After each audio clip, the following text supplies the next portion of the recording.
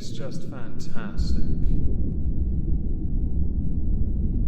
Captain's Log, Subdate 210608.4. With tax season fast approaching, I've started assembling a list of all deductible expenses. Does anyone think it's perhaps a bit too much to claim literally everything and then charge the Inland Revenue for my time? Welcome everyone to the Halls of Injustice. Today we have two inmates, numbers 076.1 and 076.2. Tiffany Tate and Michael Rowe, both of whom deserve life without the possibility of parole. And if anyone's looking at this image and is wondering to themselves something seems a bit weird, I also thought something seemed off. I had believed Tiffany's mugshot was taken on a green screen and that Michael Rowe's face would make for a great banana bender. Ordinarily I don't attack people on appearance, but there are certain crimes where I feel like it's a must. Let's go with that.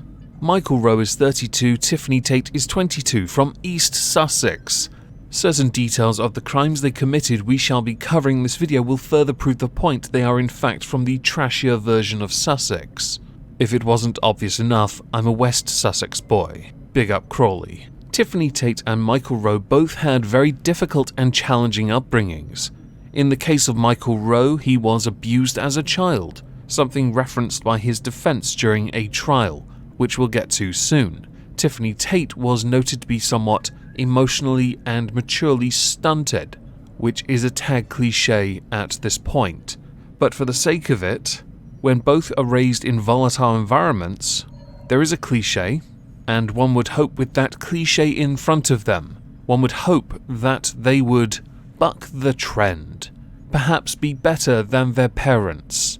Sadly, this case is where there is no hope, and it's all about that cliche. So for the sake of it, consider this your trigger warning, as the victim is their own creation.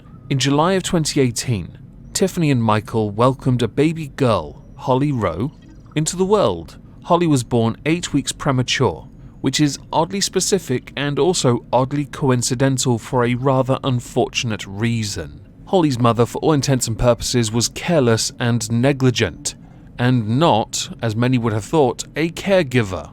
Her father could not control his temper, which in this case has come at a cost. There are many things that Michael likes to do to find his zen, the more notable of which would include smoking, spliffs, bangers, joints. His preferred location to do this would be in his shed, where he keeps all the most important tools, himself included of course. None of those tools, by the way, do things like hammer nails, hang shelves. No, they're sex toys. They're very different tools, used by a tool, on another tool. When one thinks of masturbation, or when one thinks of having a spliff, there is one after effect that most would think synonymous, and that would be you would no longer be angry. You would have calmed down. Especially if you've done both, you're going to be quite sleepy. Unless of course you're Michael Rowe and it's possible you weren't able to insert that plug as far as you wanted in yourself, which is now where this story is going to get pretty dark, because we're going to skip ahead from July 2018 to September 2018, 8 weeks after the birth of Holly Rowe. After one of these shed-related jaunts, Michael Rowe decided to go back into his home, angry, and being the uncontrollable ball of rage that he is, with a banana-shaped face, he decided to unload that anger on the first living creature he found. And it wasn't Tiffany, it was his daughter, who he shook so violently that she passed out, because there was some damage done there. Who would have thunk it? At some point shortly after, paramedics and police arrived. The paramedics noted that the baby was not breathing and had no heart activity, so they rushed her to hospital, where she was 2 hours later declared dead. During that time, Michael Rowe decided that instead of being smart about this and honest, he decided to blame Tiffany, informing the police that the injuries she had sustained, there were a few others by the way, we'll get to them in a moment, were inflicted by her mother.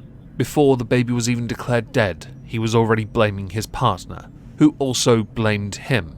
There's blame for both here, because we're going to explain that as well. Upon closer inspection of Holly Rowe, it was noted she had suffered 11 fractured ribs and some rather unfortunate brain damage over the 8 weeks of her life, none of which her mother knew about.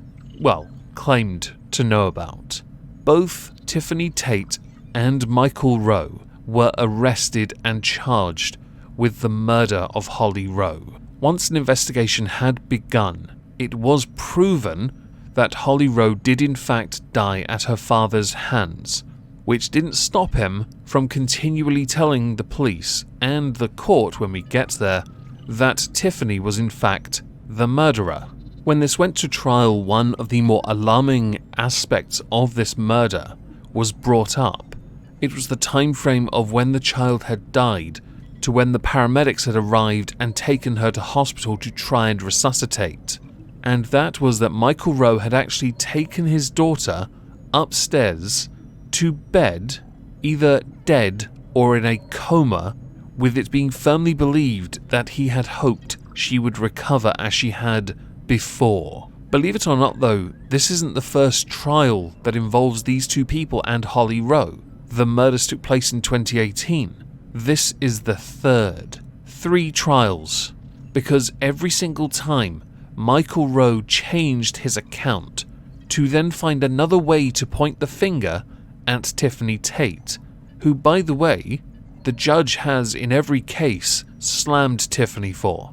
Her negligence and also for staying with Rowe, who she was well aware of as being dangerous. And the main reason she stayed, and this one bugs me for a number of reasons, is because she would willingly disregard the welfare of her daughter for fear of being thrown out of the house, meaning she did not take the necessary steps to protect her daughter from physical harm. And I fully understand why some people do fear these kind of futures and outcomes, but the child always comes first. Always.